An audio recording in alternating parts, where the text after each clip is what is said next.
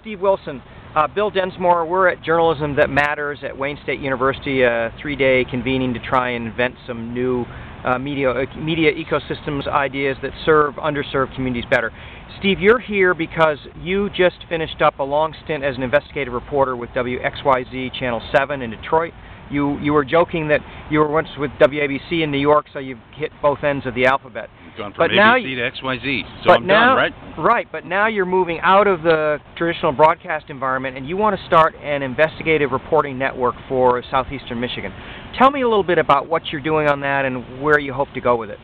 Well, when they made what they called a business decision at the corporate ownership of the television station here, where I've been for 9 years, not unlike what's going on, of course, all around the country, I could have gone and gotten another job at another station if there are still some stations that do what I do.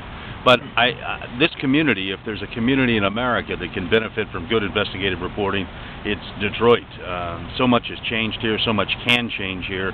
To just after 9 years, I know the players, the audience knows me. I promised that I would stay and try and develop this independent, non-profit news organization, and that's what I've been trying to do in the last 2 or 3 months. Now, as you know, Investigative News Network is a nonprofit startup that that's an affiliation of a group of nonprofit investigative entities that have already started up around the country. There's ProPublica in New York. There's the New England Center for Investigative Reporting in Boston. There's one in California. Have you talked to that group? And also, what is the climate among foundations in Michigan to support this kind of work? Well, you know, instead of going out and asking for money right away from individuals or foundations, I really wanted to gauge to what degree will the public, what degree will the audience support this? You know, for so long, people have gotten their news for free or for a 10-cent or 25-cent newspaper. Will they actually support this kind of work? I believe they will. I believe they value what this kind of work can do in a community, especially like Detroit. They've seen it produce results here. We have a mayor who's sitting in a jail cell, largely because the media across the board did a great job of keeping track of what was going on and talking about it. So I believe people here, if anywhere, will support it. But I want to find out to what extent and if it can be sustainable. I mean, one of the things I've learned in talking to members of this other group that you mentioned, and I'm Investigative News Network. Right, and I'm heartened that there are 15 other, by my count, there's probably more than that by now. I saw one just started in Iowa. There are 15 groups that are trying to do this, and I want to find out to what extent can it be supported here, and I don't want to rely wholly on foundations, because I think everybody has learned that that's not a sustainable model, that while they may give you, they may support you with some money to get started up, it's not something which they intend to do in perpetuity. So I've got some ideas for funding it otherwise. I want to broaden it out a little bit.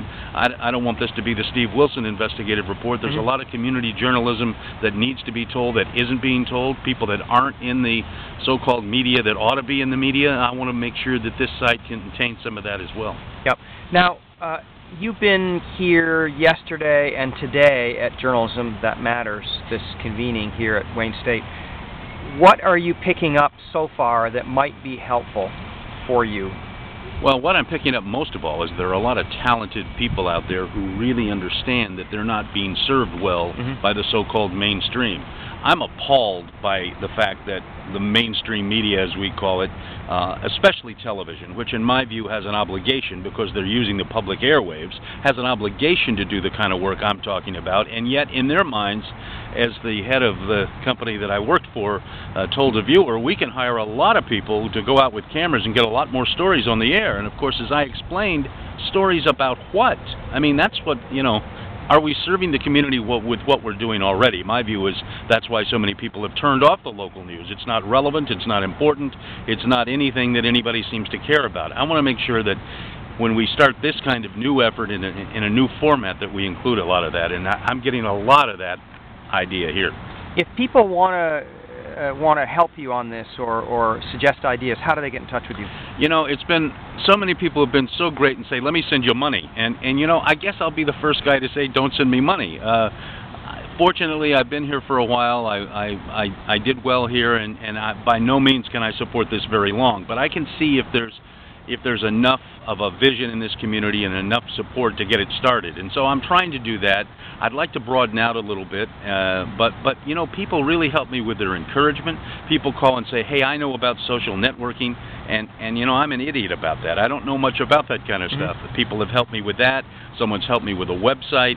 I mean, there's just a lot of sort of in-kind contribution, if you know what I mean. Just people to support and encourage and share their expertise and make it more of a collaborative process than starting up a business. Yep.